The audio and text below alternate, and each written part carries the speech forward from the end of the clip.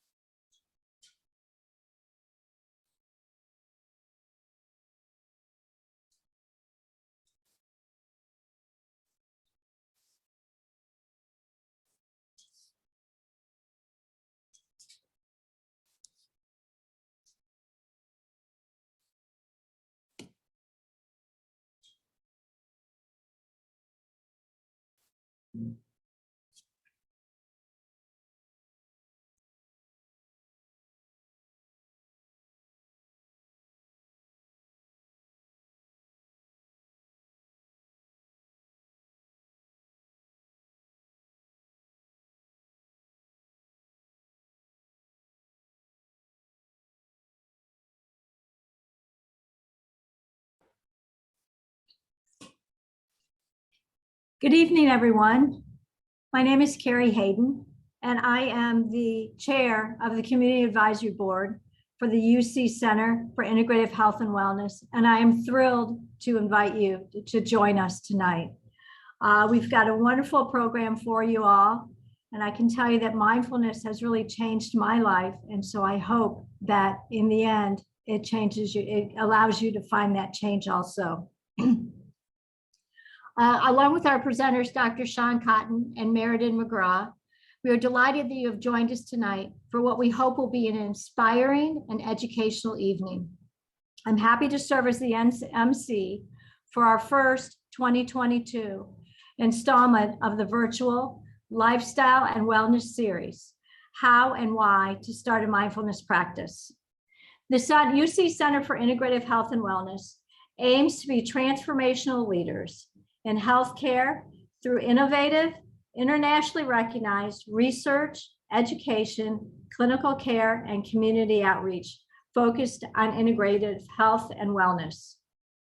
Before we begin, we'd like to ask all participants to please mute yourselves if you haven't been muted by the host. Susie McDonald, our mindfulness program coordinator, she's waving, will be monitoring the chat for any questions that you would like our presenters to address during the Q&A portion of the program. Or feel free to chat questions in during the presentation. It's my pleasure at this point to introduce Dr. Sean Cotton, a licensed clinical psychologist and the founding director of the UC Center for Integrative Health and Wellness. She is professor in the departments of family and community medicine and pediatrics. Dr. Cotton has an active research lab with ongoing clinical studies and focusing primarily on mindfulness-based interventions and integrative medicine-based practice research. Joining her, I'd like to introduce Meriden McGraw, the director of the center's Workplace Mindfulness Program, and a faculty instructor at the UC College of Medicine. Meriden combines her master's level education in mental and public health with her training in mind-body modalities to teach individuals and groups techniques for optimal well-being. Meriden holds various certificates in breath techniques, positive psychology, mindfulness, and yoga. So ladies, I'd like to turn the screen over to you, and I hope that you all get a little bit of mindfulness tonight that you can carry with you. Thank you so much, Carrie. Hi, everyone. I'm absolutely delighted to see you all here. I see many friends I recognize and many new faces that I don't. So great to have you with us. As I get started, I'm going to start to share my screen, but we're going to invite people to use the chat function and just chat in a little bit about your experience. Are you a mindfulness expert? Have you never done meditation before? What are you hoping to learn? Meriden and I like to understand a little bit of who's on the call tonight. So go ahead, just chat it in. And while I'm pulling up the slides, and we'll go ahead and read it, but tell us a little bit about why you're here this evening. Experience, not experience, hoping to learn. And I will pull up my screen while we're adding into the chat. Tell us a little bit about your experience. So go ahead and just use your chat function. You can send it to everyone so we can all see.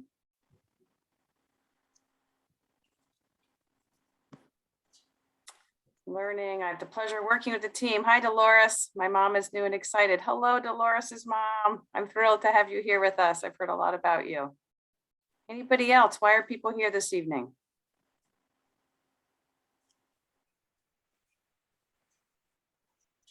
Any newbies? I know there's some people on the call that are. Linda and I are casual students of mindfulness. Hey, Courtney.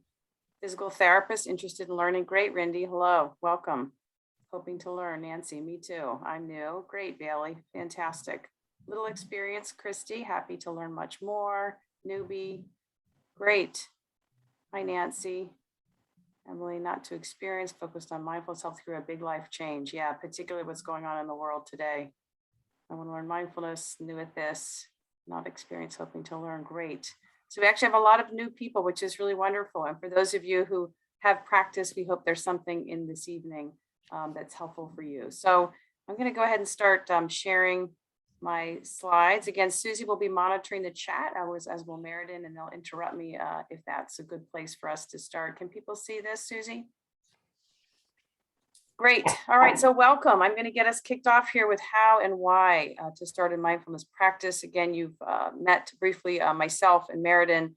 I'll just tell you that Meriden's worked with the Bengals, the Browns, not right before their previous season, but in the past, and it all helps. We've worked with a lot of corporate groups, nonprofit groups, students, and we're just delighted to be here with the community to really share some of the techniques that we think can be helpful in your life.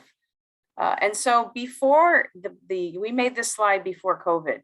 Before COVID, the World Health Organization had called stress the health epidemic of the 21st century. And I remember the first time I saw that, I was a little bit surprised because I thought, what about obesity? What about pain? What about stress and depression, or not stress, but depression, anxiety, sleep issues, cancer, all these things. And then you start thinking about the underlying cause of stress and how it's related to so many of our doctor's visits, many of the chronic conditions that you live with, that your family members live with, that suffer from, really have the underlying cause of stress. And I'll invite you just to guess, what do you think the number is? What percentage of all doctor's visits are due to an underlying cause of stress? And the answer is 75 to 90%, which again, the first time I saw that, I thought, you got to be kidding me. But again, think about the major chronic diseases that I mentioned: heart disease, cardiovascular disease, things like chronic pain, diabetes, hypertension. These all have stress and inflammation as kind of underlying factors. And then we think about COVID-19 and what an unbelievably difficult road this has been globally, nationally, locally. Many people either endured this themselves or know people that endured financial stress. Relationships that may have been difficult often became more difficult. Maybe some actually improved.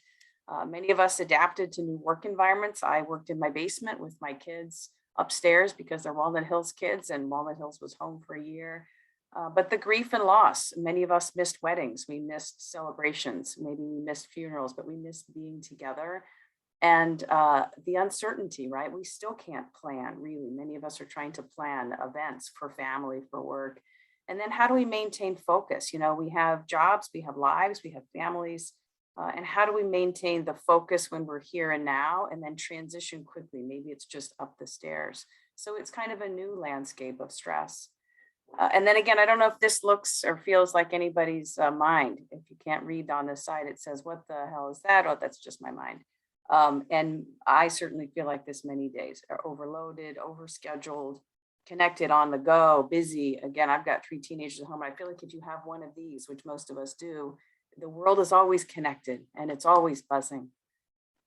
And so, years ago, and this is still very true today, Harvard Health Publications put out a piece saying to combat the stress epidemic, businesses, schools alike will need to start teaching stress reduction skills, things like mindfulness and meditation, things that we know are proven to reduce anxiety and stress, as well as increase focus and resiliency. Resiliency is that ability to bounce back, but not just to bounce back, but like a tree that bends in the wind, to actually grow stronger from adversity. This maintains true today. And so again, I'm just going to paint the case and then I'm going to pass it over to Meriden. But, we come from the medical school, so we think about it from a science standpoint. You can see this on CNN or MSNBC or Time Magazine, but let's think about the science behind this for just a moment. And why might we think about this?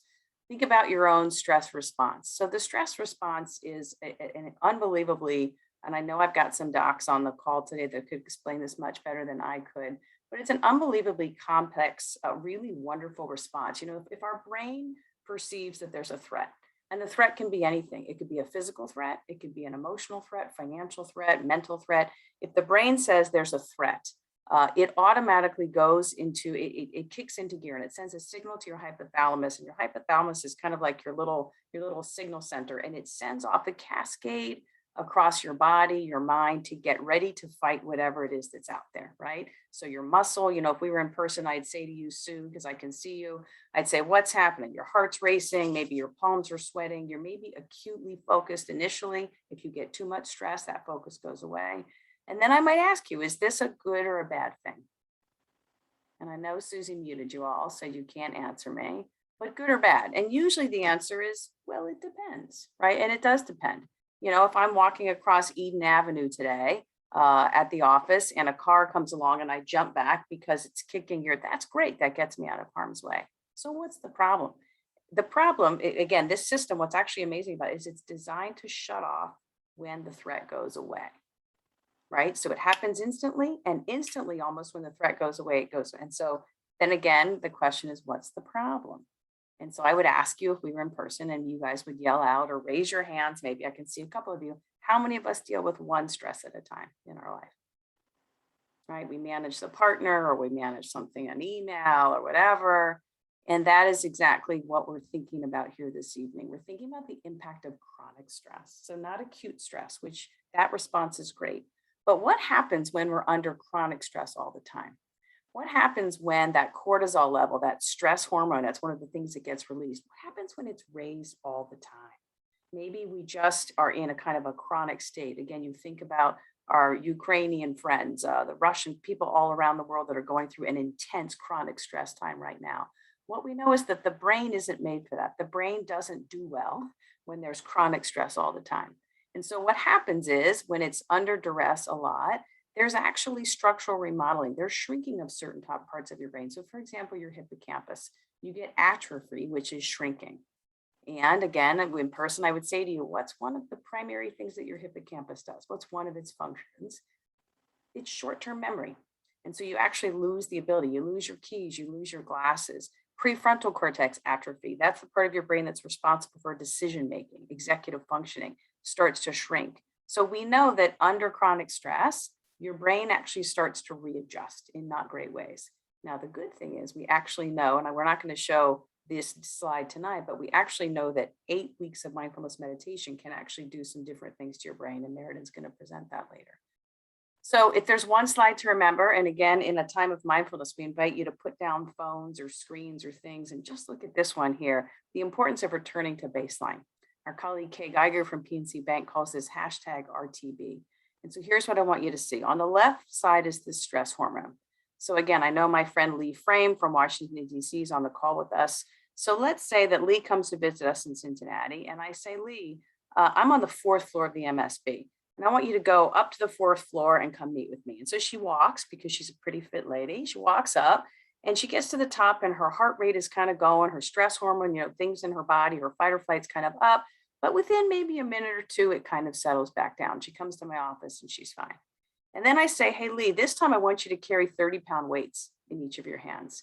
And she's carrying 30 pounds, and she gets to the top of the 4th floor. And boy, it's a little hard for her body to return to baseline as quickly, right? Because she's her fight or flight's kicked in, and it's hard to come back. And then I say, how about Lee, how about you do that again, and you haven't slept this time?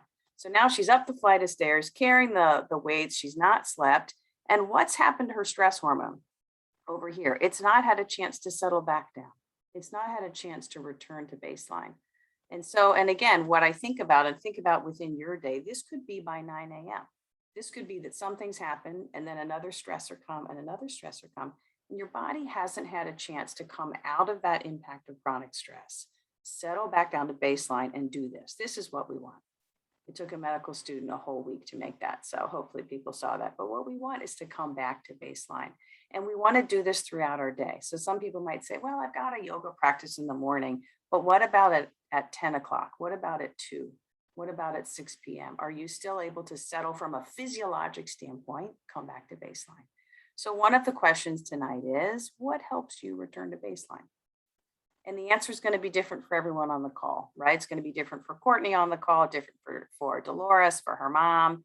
And there's not one right answer, but I'll invite you to think about this. And tonight we're going to talk about one strategy that we know, and we're going to show you the science and then practice it together, can help you return to baseline from a physiologic standpoint. And so everything we do at the center is about helping to transform really a system of disease care to wellness care.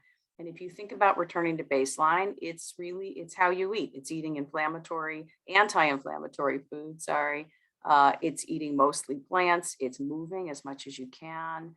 It's managing stress. It's connecting with the world around you. Again, the reason I put these up here is to say these are really the core fabrics of wellness. When you're thinking about stress and management, these are the things to think about. We can't hit everything tonight. So tonight we're going to talk about managing stress through one specific technique that we've got good science and a fabulous practitioner on the call here to help us learn. So I'll just share this and then I'm going to pass it to Meriden. So mindfulness, again, the focus tonight. Mindfulness is one technique. It's one like mind-body technique that can down-regulate our nervous system, returning us to that baseline state that we want, and quite literally actually change parts of our brain that are associated with stress and the impact of chronic stress. Mindfulness can do this. And so I'm going to pass it to my colleague Meriden to kind of take it from here. And again, if there's questions along the way, please chat them in for us. Meriden. Thanks, Sean. Excited to be here with all of you tonight. As Sean said, please use the chat to ask questions as we work through these slides. So what is mindfulness? What's the definition? This individual down in the corner, this little guy down here, is named Jon Kabat-Zinn, and he's really considered one of the founding fathers of mindfulness in the West. And he brought these techniques over to the West in a non-secular fashion, or a secular fashion, excuse me, in the 70s. And he introduced them to patients at UMass who had chronic conditions who weren't getting better with the interventions that the docs were using. And when introducing these techniques, in addition to the treatment they were getting, they started to see a decrease in their symptomology. They started to feel better. And so Jon said, what if we expanded these techniques to the general population? So he created an 8-week course called Mindfulness-Based Stress Reduction. It is what we base the majority of our work on today. And this is his definition of mindfulness. So mindfulness is the awareness that arises through paying attention on purpose in the present moment, non-judgmentally. The way that I like to understand it is by breaking it down into 3 components: intention, attention, attitude. So mindfulness is setting the intention to pay attention to whatever is in front of us, even if we don't like it, with a non-judgmental attitude. With a non-judgmental attitude is often the hardest part for us. Another way to think about mindfulness is thinking about it as the opposite of autopilot. So a lot of us move through life on autopilot. Our actions are habitual, our thoughts are habitual, and mindfulness takes us out of that autopilot so we can consciously realize what's happening in front of us, and we can move through difficult times, and we can also savor those really enjoyable times more. Sean, you can hit next. Thanks. What happens when we practice mindfulness? We see a host of improvements. And I won't read all of these to you tonight. You can read through them. And there's a lot of research, a growing field of research out there on mindfulness. I think for me, one of the most interesting benefits on this slide is the improvement in emotion regulation. So we see a lot of people that we work with say, I'm not yelling, I'm not snapping at my kids anymore. I have a lot more patience with my wife, or, I'm a lot more calm and not as emotional at work. So we see, I think that's a really interesting one linked to mindfulness. But again, leadership competencies, problem solving, we see decreases in rumination, reactivity again, stress and burnout. And people say, Meriden, when do I see these improvements, right? How many days do I have to practice and how much time? And so many of these studies were done with individuals who practiced at least 8 weeks, and usually just 5 to 10 minutes a day for at least 8 weeks. Now, of course, this is cumulative and it's a practice. So the more that you practice, the more likely it is that you may see some of these results on this slide. Next, please. So this breaks down the psychological benefits of mindfulness. So we see some lower stress levels again. We actually see cortisol levels change in the body. So I think it's really important to note that mindfulness practice is really backed in science. And we see some really impressive results from a physiological perspective. So sleep, chronic pain, and chronic pain again was what John Kabat-Zinn actually first introduced these techniques was with individuals who were experiencing high levels of chronic pain. So a lot of research on those two things. We see mood improvements, stress management skills, and then it's important to note on the right, this is not a treatment. It's not an intervention for psychological conditions. It is a preventative tool that can aid all of us universally, and it can support treatment for psychological conditions. So we do see a decrease in symptoms of anxiety, depression, PTSD, et cetera, when individuals practice mindfulness. And then finally, what happens when we practice this at work, which is fascinating for me to see. So working with the team at P&G right now, we've been with them for 3 years, and it's really fun to see some of the metrics that we're tracking shift and change as we work with their team. We see compassion increase, we see innovation increase, mental clarity, focus. And then the last bullet I think is fascinating as well. So there's research that's come out since 2017, and again, it's emerging, that suggests that mindfulness practice can help with implicit age and race biases. And the theory is that the biases don't go away, we see them and we don't act on them. So Google actually onboards every new employee with 8 weeks of mindfulness training. They think it's that important. Aetna, really one of the pioneers in the corporate wellness space. They trained over 13,000 individuals in an 8-week mindfulness course, and they saw about $2,000 a year in savings per person in healthcare costs, which was $6.3 million saved to the bottom line, and an increase of about 62 minutes a week on average. We always share these slides because why should you practice? Why is this important at work? It's important for health, well-being, mental and physical health, and then also it can help the bottom line, which we know some people are interested in that angle. Hit next, please, Sean. And then finally, mindful leadership is a whole field of study as well. Bill George says mindfulness enables leaders to be fully present, aware of themselves, their impact on others, and leaders who are mindful tend to be more effective in understanding and relating to others and motivating them towards shared goals. Again, brief overview of the benefits. Happy to talk more offline about those. On that note, we're going to hop into a practice. And if this is your first time practicing mindfulness, I invite you to keep an open mind. In the mindfulness world, we call it a beginner's mind. So looking at things with a fresh perspective. And we'll find a nice meditative position. So if you know what that is, you can go ahead and find it. If you don't, uncross your legs. Take the soles of the feet to the ground beneath you. If you have to scoot to the front of your chair, do so.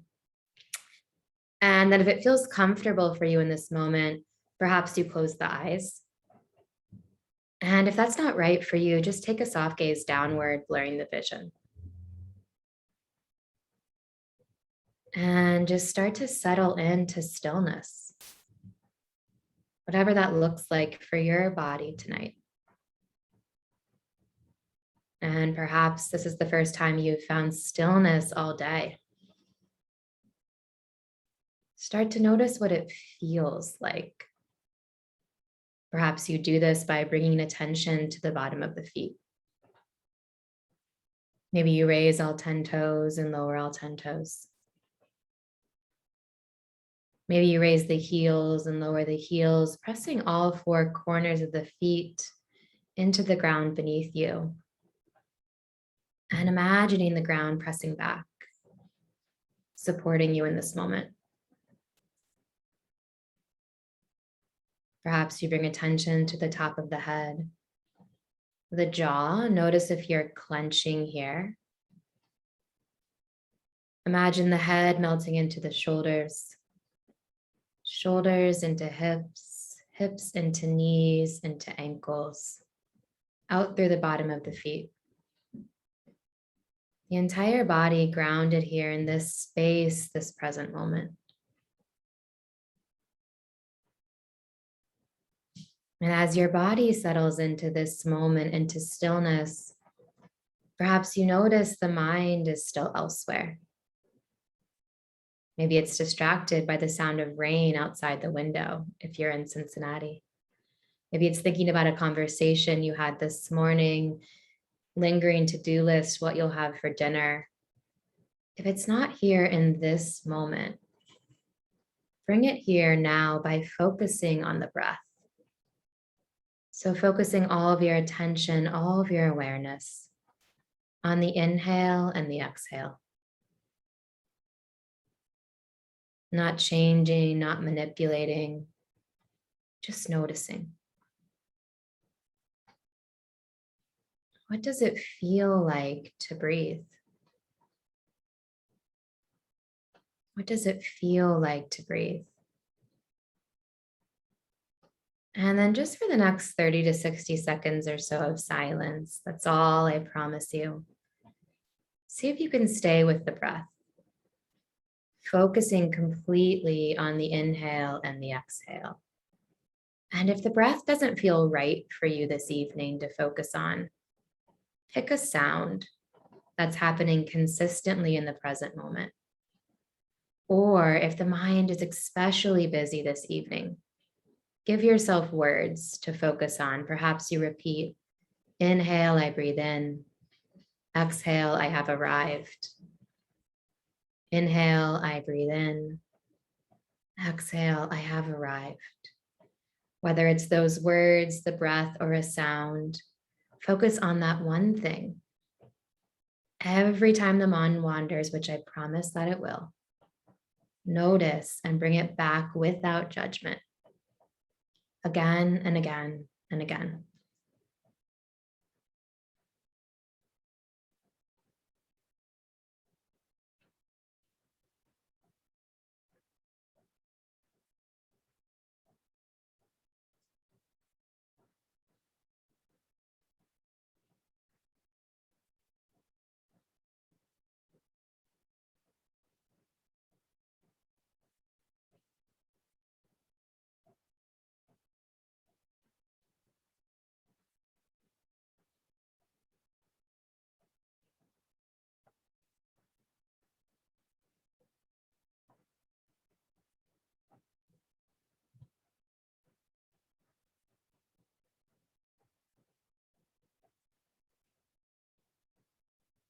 And before you open your eyes, just notice with curiosity how you feel in this moment. No right, no wrong, no good, no bad.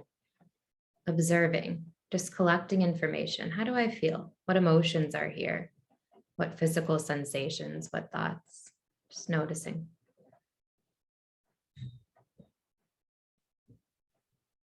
And then if it feels okay for you, perhaps you rest your hands over your heart just for a moment.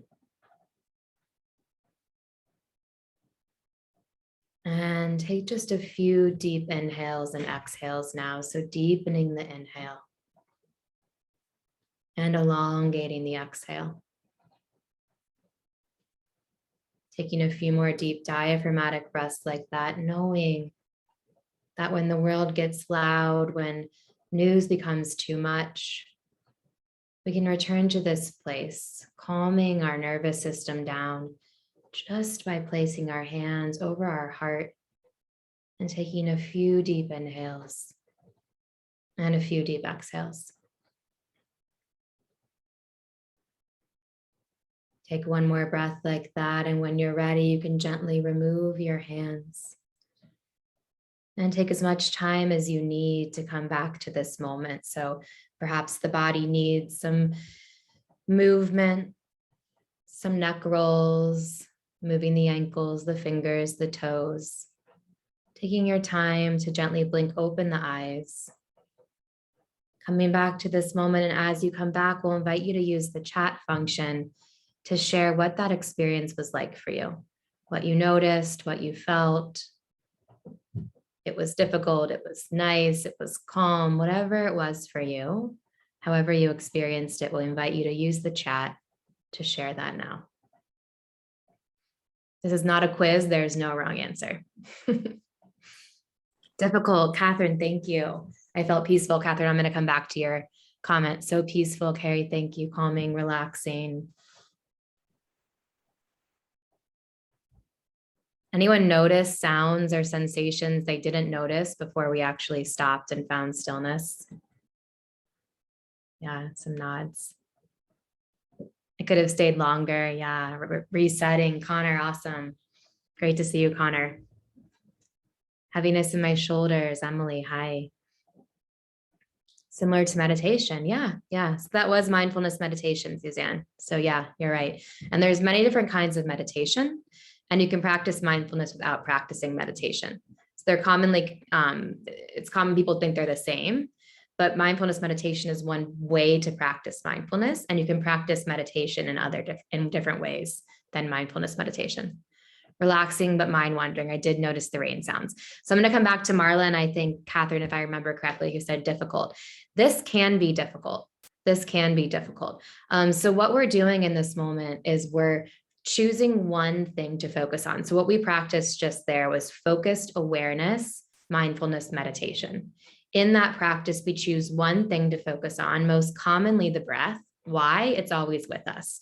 You can choose anything. For some people, the breath is not the right anchor. You can choose a sound, you can choose a visual cue, something you see outside your body. Pick one thing that's happening consistently in the present moment. Focus on what one thing. Notice the mind wanders and come back. Most people tell me it's difficult because of two reasons. One, they feel fidgety and they want to move. And two, they say, my mind wouldn't stop wandering. The second one is perfect. Well, they're both perfectly normal. But the second one is a misconception. So people commonly think with mindfulness meditation, they need to clear the mind. The mind will never stop wandering. You are not doing it wrong if your mind wanders. In fact, you're just human. The mind will always wander. I've been meditating for over 15 years. My mind wanders when I meditate. We notice it. The act is noticing it and bringing it back to what you're focusing on. That's the practice. Noticing the mind has wandered and bring it back. One quick study before we hop on that illuminates the difficulty of this practice. So there was a study done at Harvard, 100 men, 100 men, 100 women, put in a room, no technology, no TV, 15 minutes. You got to sit by yourself. So Carrie's no phone. She's got to sit by herself for 15 minutes. And Carrie can choose if she wants to sit by herself in silence for 15 minutes or she wants to shock herself. So physically inflict harm, not knowing how painful that shock would be. And 25% of women and 67% of men chose to shock themselves, physically inflict harm upon themselves rather than sit by themselves in silence for 15 minutes. This study illuminates how difficult this can be. So give yourself grace as you start to practice. It's also why Sean and I invite everyone to start with just 60 seconds.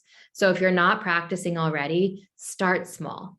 Start small because this can be difficult because we're not used to sitting in stillness and silence in our society. You can hit next, Sean. Any final questions on the practice before we hop in? CJ said holding a stone or mala beads can help. Yes, beautiful. So a physical object can help as well. That's beautiful. Great, CJ. Thank you. If you have any other questions, thoughts on the practice, you can drop them in the chat now. Sean will keep monitoring it as I move on. So how do these techniques actually impact our brain? Listening to music helps. Yes, Carrie. I have a client I'm working with right now. She's 16 and she listens to violin music as her meditation. So she focuses on the music and the sound and her mind wanders and she brings it back to the music. So neuroplasticity, beautiful thing. We know our brain can change our entire lifespan. We didn't used to think this, didn't used to know it. We do now. You can hit next, please. And these beautiful scientists in British Columbia found that with consistent mindfulness practice, up to 8 regions of our brain can actually change. The few that I want you to remember tonight are the ones that Sean mentioned earlier. The prefrontal cortex, our executive function, our ration, our reason. That part of the brain, the gray matter, increases. The amygdala, our fight or flight response, that knee-jerk reaction when you flick someone off in traffic, no judgment here, I've done it. When you yell at your spouse, no judgment here, I've done it. That's your amygdala, not your prefrontal cortex. The longer we practice mindfulness, the amygdala, the gray matter, it starts to shrink. Amazing, amazing. We're in fight or flight less. And what happens as well is the connectivity between those two parts of the brain increases. The amygdala talks to the prefrontal cortex. What does that mean? A stressor comes, our amygdala fires, it says, this is life or death. We've got to do something. We've got to fight or we got to run. And then the brain says, pause. The amygdala talks to the prefrontal cortex, down regulates that stress response, and we're able to respond from that place of ration and reason. So really, really cool brain science. You can hit next, Sean. And I would invite you to read more about that, but that's the real basic intro to brain science and mindfulness. And when those two parts of the brain talk to each other, what happens there is we're able to downregulate that reptile part of our brain, which is the amygdala. So again, we can respond from that place of ration, reason. That's why we think we see increases in leadership competencies, executive functioning, composure, because we're operating out of the part of our brain that's in charge of ration and reason. You can hit next, please. Mindfulness allows us to be responsive and not reactive. And I usually share a nice little story here where I make fun of myself, but I don't have time tonight. So if you want to hear that, you'll have to sign up for one of our courses. But again, mindfulness allows us to respond and not react.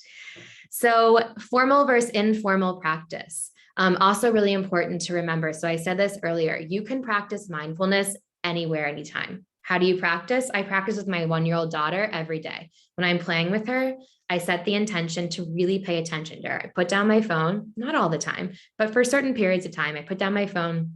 I really watch her. I pay attention to her. And my mind starts to wander to, oh my gosh, what am I going to make for dinner? And did I order this? And am I supposed to do this? And then I come back to her. We can use mindful walking. Carrie said mindful music, mindful listening, any practice, any activity, washing the dishes, brushing your teeth. That can be your mindfulness practice. Pay full attention to what you're doing with curiosity and non-judgment, and it's practicing mindfulness. Formal practice, when we actually sit down and do what we just did, or a body scan, or many other kinds of practices that we can do, trains the brain. Suzanne said, where's our courses? 1 second, Suzanne. Great segue. We'll come back to that in just a second. So formal practice, if we sit down and do it, it trains the brain to access that. It's easier for us to access mindfulness practice informally throughout our days when we practice formal meditation. So you don't need to sit down and practice formal mindfulness meditation, but it'll be easier if you train your brain through that practice to access that technique in times of stress informally. You can hit next, please.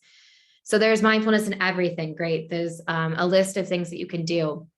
Oftentimes in our 8-week course that we do, which we'll talk about in a second, one of the first exercises, the home practice, is brushing your teeth mindfully. And Sean and I should probably get a kickback from all the dentists in Cincinnati, right? Because we're helping people really brush their teeth.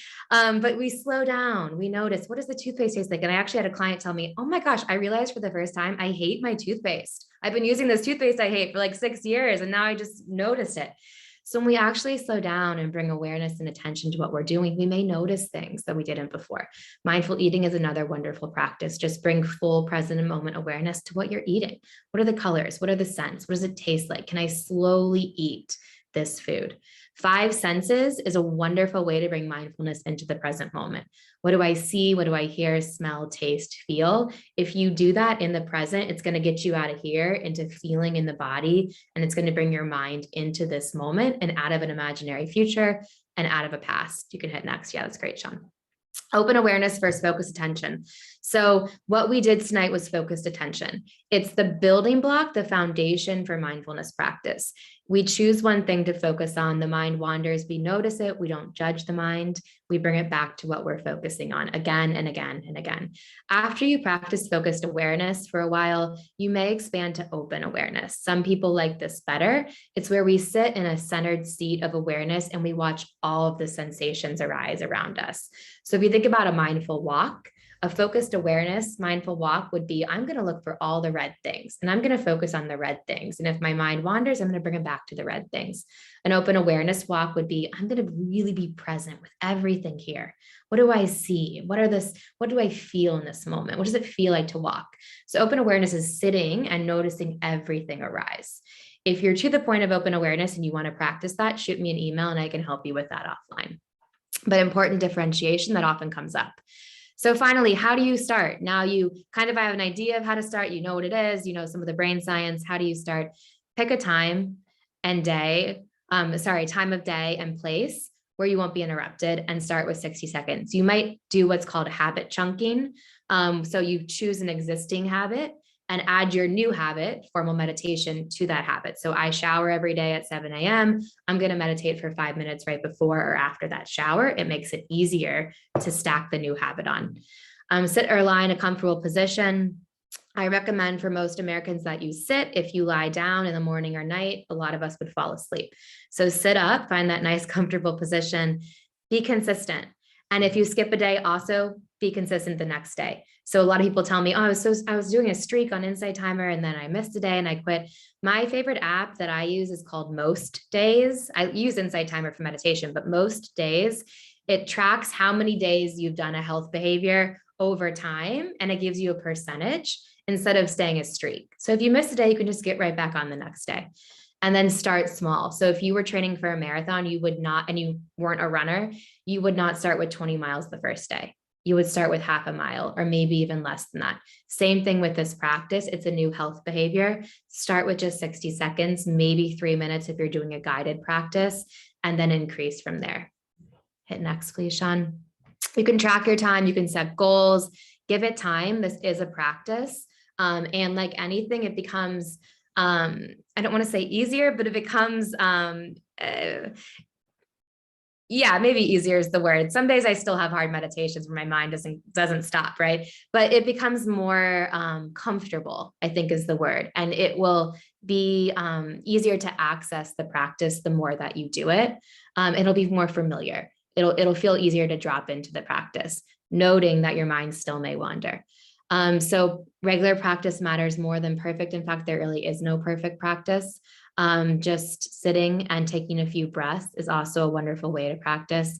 And then again, if mindfulness isn't for you, you say, I didn't really enjoy this and I've been doing it for 8 weeks and I really is not for me. There's many other lineages of meditation which have additional benefits.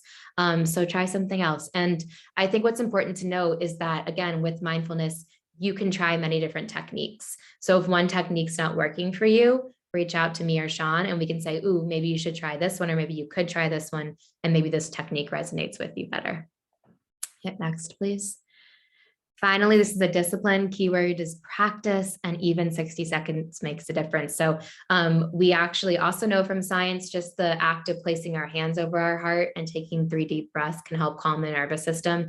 So Carrie and Sean and Susan and I were talking before this call started just about what's happening in the world and how it feels in our body and how it feels overwhelming right now. And a really simple thing you can do to ground yourself is just notice your feet on the ground, put your hands on your heart and take those 3 deep breaths. And you can do that anywhere, anytime. And you can do it in 10, 15, 20 seconds. So even that little pause makes a difference. And then again, practice anywhere, anytime. These are some ways to practice. If you don't want to sit in formal meditation, for a whole year, one of my practices was I had a Post-it note in my computer. It said, are you clenching your jaw? And just that little act of releasing my jaw, I released my shoulders, I released my whole body, I took a breath, and it was super simple. So you can do little things like that throughout your day. Hit next, please. Here are some resources that we like. Headspace, if you like an Aussie accent, is great. Insight Timer is fantastic because you can set a timer for yourself if you want to practice in silence, or you can do guided meditations. Some of our favorite books, the Mindful Way workbook's a little bit more clinical, How to Train an Elephant, and Wherever You Go, There You Are. I think Wherever You Go, There You Are is, Sani, great timing. She says, do you have a book to recommend? Yes, Sani, perfect. So Wherever You Go, There You Are is probably my favorite for beginners because it walks you through little daily snippets and it's just 2 to 3 pages. So I would start there. We could hit next, please. Where are courses? So we have 2 coming up, and you can always go to the center's website as well as you type into the chat. The first one is how to start a mindfulness practice. That starts April 11th. That will be an expansion of this presentation. So we'll actually, over the 5 weeks, help you start a daily practice. And the goal or the intent at the end of the 5 weeks is to have some sort of daily practice. The 8-week MBSR course is a little bit deeper dive. So the 5-week course will meet once a week for an hour. You'll have some home practice. The 8-week MBSR course is John Kabat-Zinn's original course that he introduced again in the 70s at UMass. It's 2.5 hours a week that we meet, and then you're asked to practice about 20 to 30 minutes a day. So that's for people who may be experiencing chronic illness, high levels of stress, and are really ready to take that deep dive into mindfulness, or who are just really interested in taking that deep dive. On that note, I think I hand it back to Sean at this point. Thanks, Merritt. And just a couple other resources. So again, the goal this year is to do this kind of a series 3 times. So we just want to let you all know before we open it up for Q&A tonight. July 14th, we'll be joined by Dr. Jen Milano, one of our center faculty, who's a wonderful neurologist who focuses on healthy sleep. She's a sleep specialist, I think something that almost everybody struggles with. And she's highly trained in mind-body medicine and really in integrative health approaches. And then in October, we'll be joined by our medical director, Dr. Mladen Golubic, or Dr. G. He is an internist who focuses in lifestyle medicine, does consultations with us at UC Health, and he's going to be doing a talk on food as medicine. So again, all of that's on our website, but I just want to give a quick highlight again before we open up for questions. And then we have a fantastic community symposium coming up Saturday, May 14th. It's 9 to 3. It's a host of, this thing literally keeps going on its own. It's got a mind of its own tonight. I didn't touch a thing. It's a really wonderful day. If you enjoyed tonight, it's kind of a combination of scientific presentations and science with the practice. So it's yoga and meditation and acupuncture and nutrition. I think we're going to have a drum circle. We decided today. We have a wonderful speaker, Dr. Ben Akhtar, who specializes in integrative pain management. So really the focus is non-pharmacologic approaches to pain management. What other things can we be utilizing? And mindfulness and mind-body approaches are one of those. So again, it's coming up May 14th. We'd love to see everyone there. It will be in person. We'll follow all of the safety protocols needed to keep people safe. And then I think Susie also put into the chat a couple other things like Mindful Mondays and yoga and other things that we have. So I think I will pause there. I'm going to stop sharing. And I think Carrie's going to transition us to kind of a Q&A session, which we've left plenty of time for. Dr. Cotton and Meriden, thank you so much. This has been very helpful. I always love that moment where we just take time, and putting your hands on your heart really does, I think, help at least center me. We'd like to open up the conversation now for questions. We have had a few in the chat, and we've posted some links in the chat also. But please type your questions into the chat, and we'll do our best to answer them. Susan McDonald is our moderator today for the Q&A, so jump right in. We also have a small enough group that if people would like to unmute themselves, Susie, can people do that? If you'd like to unmute yourself, yeah, Sonny, Meriden's talked about 10% Happier by Dan Harris. Yeah, it's one of Meriden's favorites. If you'd also like to unmute yourself, we'd love to hear. We've got a small enough group, I think we could do that. So questions, comments, reflections. We've left plenty of time this evening. Sean, I typed this into the chat, but I'll just give everybody a little bit of an example. Whenever we start our integrative health meetings, we actually have a chime, Tibetan chimes that Sean will ring, and it allows us to kind of focus a little bit. And we'll all just take a minute, maybe 2, to just lower our gaze and take a couple of breaths. And it really allows all of us to get rid of whatever baggage we brought into the room with us for that hour that we're meeting, and to focus. Our meetings have been so much more productive since we've started this, and it really makes a difference. So I would encourage you just to even do it whenever you're doing anything, just take that breath. I just want to answer Suzanne's quick question, and then we'll go forward. Suzanne's asking, are they open to public? Everything that we do is open to the public. You don't have to be a UC Health patient.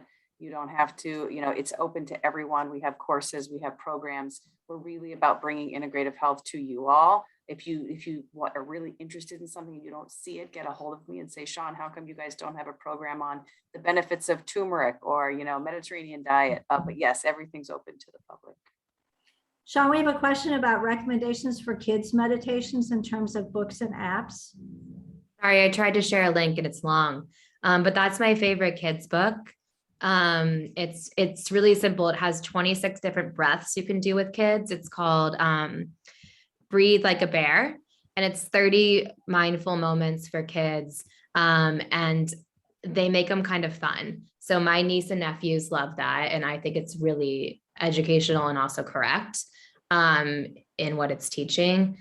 And I think the best thing we can do for our kids is practice ourselves. So we talk a lot in corporate space about emotion regulation and how emotions are contagious. And it's certainly true with our families as well. So the more that we can regulate our emotions in the face of our kids' distress, the more contagious that is for them. Sean, anything I missed that you would I recommend? think that's great. And does anyone else on the call have a recommendation? I know we have a lot of experts too on the call, but if anyone has another recommendation for kids, books, or apps, please unmute yourself or chat it in. We'd love to hear it. Just a point of interest, in the UK, they have started requiring mindfulness in all the classrooms.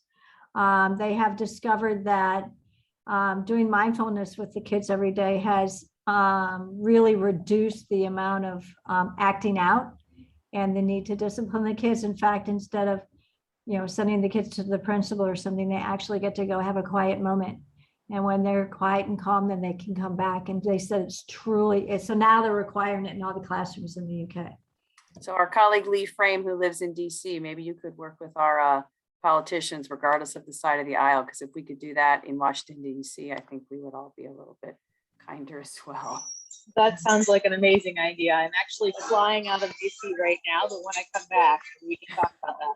Fabulous. Great. Nice to see you, Lee. Have a safe travel. Other questions from anybody or comments? Questions about how to start a practice, anything you heard? Tina, when leading patients receiving chemo and mindfulness practice in a busy hospital, and I always start with finding sounds. Is that a good idea, a good place to start? Thanks, Tina, for the question. I'll let Meriden weigh in on that, and then feel free to unmute yourself if you want, Tina. But Mary, you want to take that? Yeah, Tina, I think that's a wonderful place to start. So for individuals, especially individuals who've experienced high levels of trauma, which not saying necessarily all of your patients have, but if they're receiving chemo, probably some level of trauma, it can be difficult to go sometimes within the body. So starting with sounds which are outside the body is a wonderful way to bring people into the present moment without potentially triggering them by inviting them to go inward, which they may not be ready for at that time. So I think it's a great idea, Tina. Sounds are also really good with kids, speaking of kids, because it's something that is interesting. And the breath for some kids can be a little boring.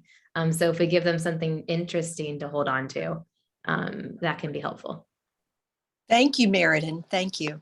Yeah. John, we have a question. Is there an app like Calm in Spanish?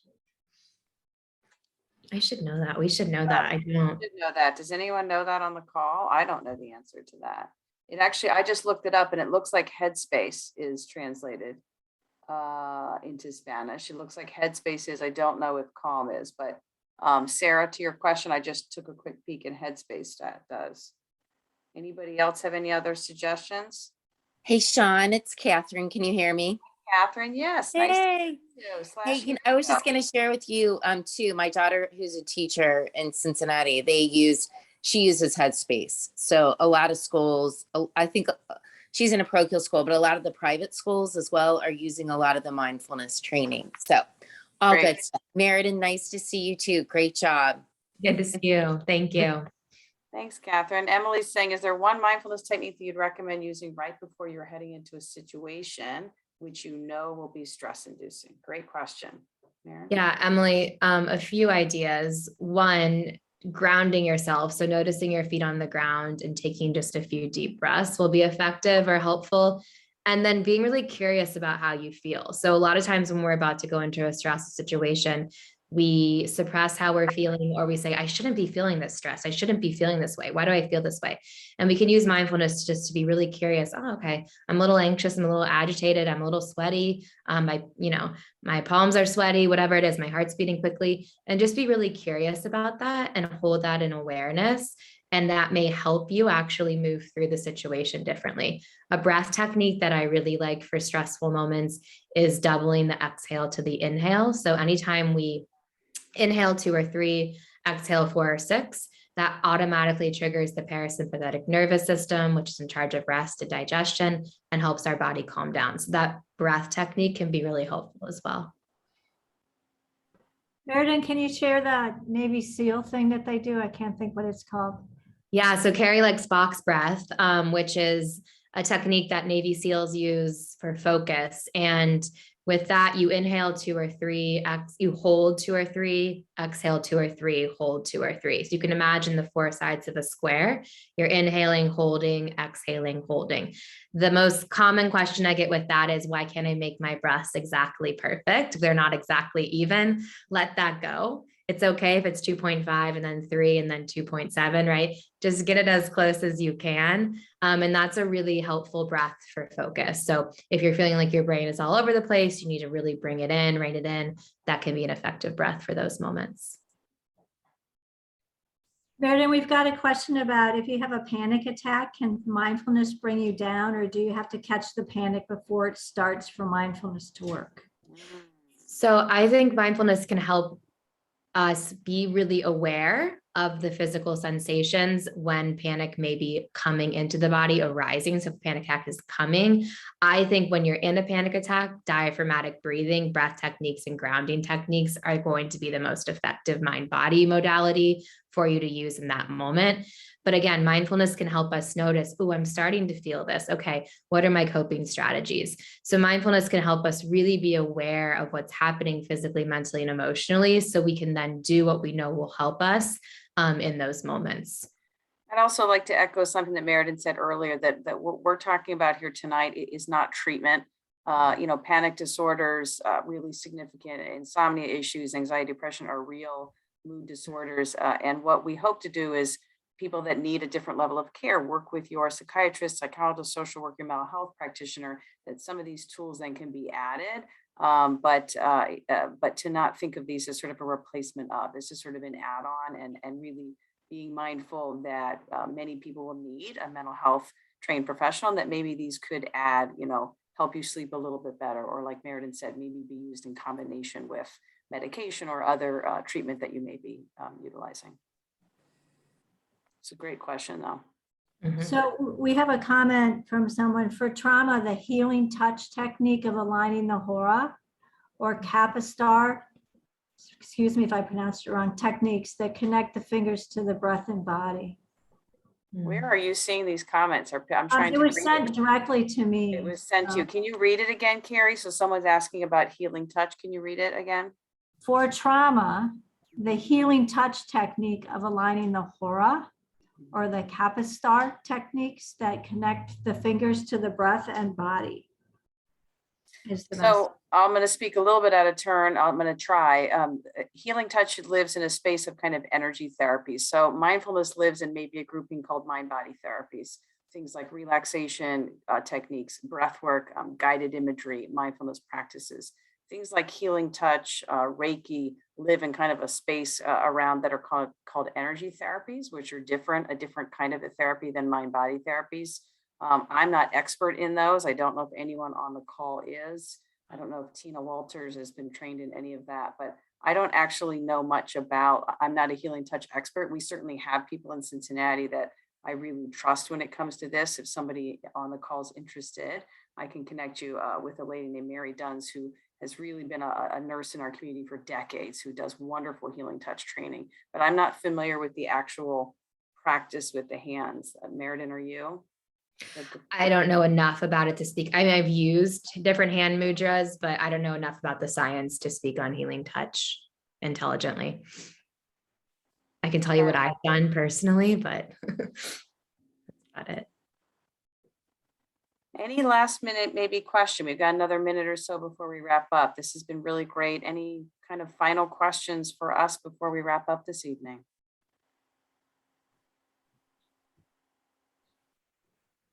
Great. Well, I'll pass it to Carrie to close, but I'll just say that again, if anything came up this evening that wasn't answered, or if people have questions, feel free to email myself, Meriden. You can always go to our center website, which I know Susie has put into the chat, but she will again.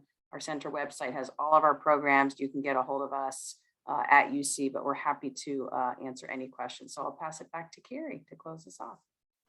Okay, thank you very much for joining us this evening. We'd invite you, if you would like, to stay engaged with the center through the e-newsletter, through joining us at one of our upcoming events, which Sean talked about. Our next lifestyle medicine wellness series, of which this is a part of, will be in July with Dr. Milano on healthy sleep.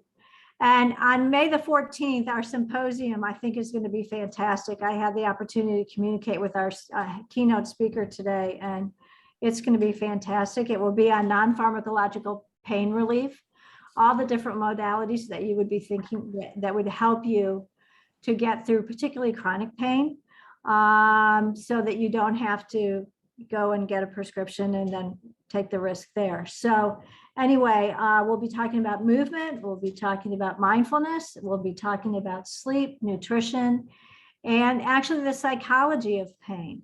So you can understand what's happening, and that might help you find your path to a solution. Also, we have a community advisory board and a group of volunteers who help on a lot of different projects in the community. And if anyone's interested and would like to join, please reach out to the website or to Sean Cotton or myself or Susie McDonald and, or Lisa Dugan, who's also on the call.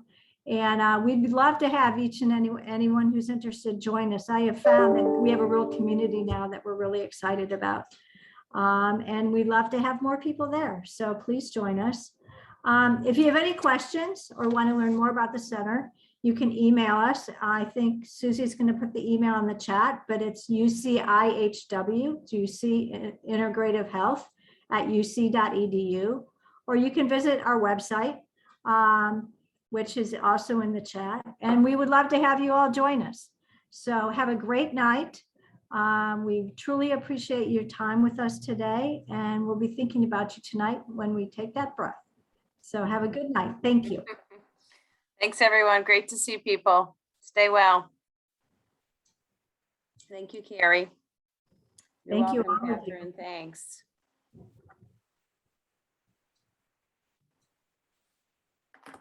You're very welcome.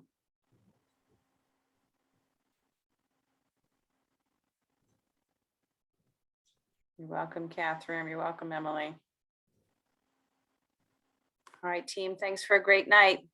Bye. Thank you. Thanks. Bye. Thanks. Thank you all. Very great to see you. Bye. You too.